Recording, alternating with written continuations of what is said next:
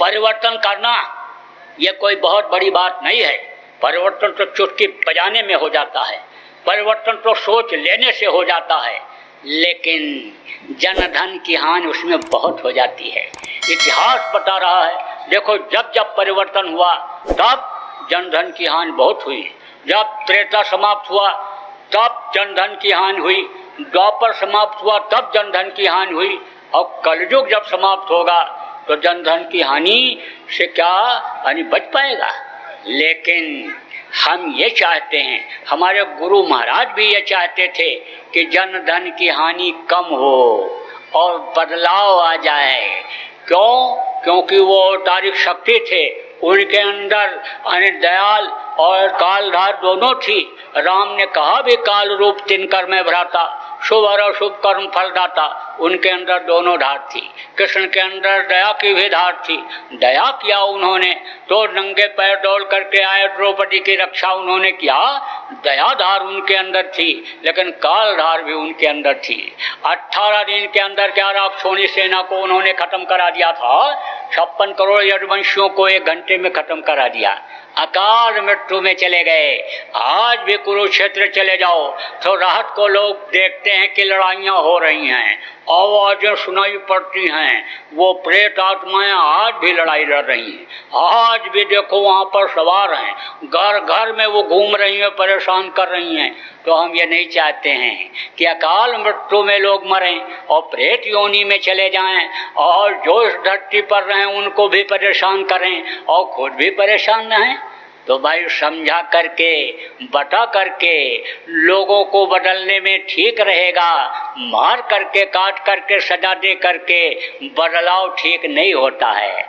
अब यह है कि संकल्प तो हमारे गुरु महाराज का है कि कलयुग में कलयुग जाएगा और कलयुग में सतयुग आएगा। संकल्प तो गुरु महाराज का है, पूरा प्रेमियों आपको करना है। वो तो संकल्प बना करके, संकल्प करके चले गए, लेकिन जिम्मेदारी हमको और आपको दे गए। जैसे बाप मकान बनाता है और उसका शरीर छूट जाता है तो अधूरा मकान को उसके बच्चे बनाकर तैयार करते हैं, ऐसे ही धरा पर सतयुग को आपको लाना है, आपको लाना है। अब यह है कि जब थोड़ा सा हाथ पैर हिलाओगे, जब थोड़ा सा विचार बनाओगे और बुद्धि जब लगाओगे, मेहनत थोड़ा सा शरीर से, मन से, धन से जब करोगे, तब यह काम होने का है। परिवर्तन तो हो जाएगा, करो ना करो, लेकिन श्रेय आप लेने के लिए कुछ करोगे तो श्रेय आप ही को मिलेगा, आप ही को, न दूसरे लोगों को मिल जाएगा। होगा तो काम हो ही जाएगा, फिर कुछ पक्की बात है। लेकिन पुराण के 40वें अध्याय में लिखा है, जगन्नाथ दास की उड़िया किताब में लिखा है, सूर सागर में लिखा हुआ है, बहुत से धार्मिक ग्रंथों में लिखा हुआ है कि सतयुग इस धरती पर आएगा। अब सतयुग जब आ जाएगा, हाँ, तो खाने पहनने की कोई दिक्कत नहीं रह जाएगी।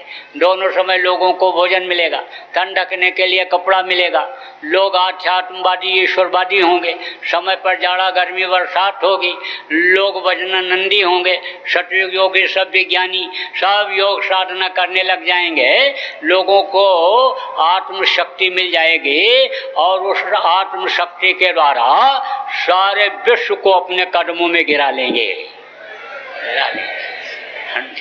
अध्यात्म सीखने के लिए आने, समझ लो कि आएंगे लोग, विज्ञान सीखने के लिए लोग अन्य पूरे विश्व के आएंगे। भारत विश्व का गुरु होगा। तो थोड़ा सा समय उसमें अभी है, मेहनत कर लोगे तो जल्दी हो जाएगा। क्योंकि हम ये नहीं चाहते हैं कि मार काट करके अन्य लोगों को खत्म करके और फिर जो बचे उनको सतयुग दिखाया जाए। हम ये चाहते हैं ज़्यादा से ज़्यादा लोगों को सतयुग देखने को मिल जाए, उसका लाभ फायदा ज़्यादा से ज़्यादा लोगों को मिल जाए। इसलिए मेहनत करो, बराबर मेहनत करता हूँ, बराबर इसीलिए करता हूँ कि इस समय पर अभी सेवा का मौका मिला हुआ है, इस समय मेहनत करने का मौका मिला हुआ है। यह शरीर साथ दे रहा है, शरीर जर्जर हो जाएगा, बुढ़ा हो जाएगा दिन ब दिन, तो शक्ति कम हो जाएगी, घट जाएगी, खत्म हो जाएगी, फिर क्या कर पाऊंगा। इसलिए आप सब लोगों को भी इसमें लगने की ज़रूरत है। यह जरूर है कि व्यवस्था गड़बड़ है, तो व्यवस्था के लिए इन लोगों से कहा गया कि बस संविधान में परिवर्तन कर दीजिए। संविधान अगर बदल जाएगा जो बहुत पुराना हो गया तो व्यवस्था सही हो जाएगी। देखो, अपराध और भ्रष्टाचार की जननी क्या है? मांस और शराब। शराब अगर देश में बंद कर दिया जाए तो 50% अपराध और भ्रष्टाचार अभी खत्म हो जाएगा। जन भावनाओं को, उनके दिल को जीतने के लिए जो गौ माता हैं, जिनकी लोग पूजा करते हैं, उनको राष्ट्रीय पशु घोषित कर दिया जाए तो उसमें नुकसान किसी का नहीं होगा, लेकिन जन भावनाओं की कद्र हो जाएगी। हालांकि आगे चल करके गौ माता की जान यानी कोई लेगा ही नहीं, गौ हत्या बंद हो जाएगी। गौ हत्या ही नहीं, किसी भी पशु पक्षी की हत्या नहीं हो। कश्मीर से कन्याकुमारी तक कोई भी मांस शराब की दुकान होगी ही नहीं। कोई भी औरत कहीं भी किसी भी समय यानी घूमेगी स्वतंत्र हो करके, देख करके किसी की नीयत ही नहीं खराब होगी। ऐसा समय आएगा, लेकिन उससे बीच का यह समय बहुत खराब है। बड़ी सावधानी से चलना है। हर आदमी, हर इंसान पर जय गुरुदेव बोलने वाले पर विश्वास नहीं कर लेना है, क्योंकि इसमें ऐसे भी मिलेंगे, खूब सत्संग सुनाएंगे, आपके घर में जाएंगे, 2 घंटा 3 घंटा बैठ करके भजन भी करके लगेंगे, लेकिन निकलने के बाद भी चुक्कड़ लगा लेंगे। 10-20 हज़ार 50 हज़ार 2-4-10 लाख रुपया मांग करके ले आएंगे और फिर जाना ही बंद कर देंगे, फोन उठाना ही बंद कर देंगे, बहन बहू बेटियों पर गलत नजर डाल करके, और फिर आपकी इज्जत को खराब कर देंगे। इसलिए बड़ी ही सावधानी से चलने की जरूरत है। जो पैसा लेगा देगा ही नहीं, ऐसी नीयत लोगों की खराब होने जा रही। हालांकि उसका अन्य समझ लो कि खामियाजा तो उसको भोगना पड़ेगा। देखो, हजम कोई नहीं कर सकता है, लेकिन जब चोट लगती है, मार पड़ती है, तकलीफ आती है, तब पश्चाताप होता है। आदत तो बिगड़ गई, लखपति करोड़पति बन जाऊं, करोड़पति खरबपति बन जाऊं, ऐश और आराम की जिंदगी बिताऊं, एक कार है 4 कार हो जाए, 4 दुकान हो जाए, 4 फैक्ट्री हो जाए, बस उसी लालच में ये सब कर डालता है। और जब तकलीफ आती है तब चिल्लाता है। तो भाई, हमारा तो फर्ज है समझाने का, बताने का।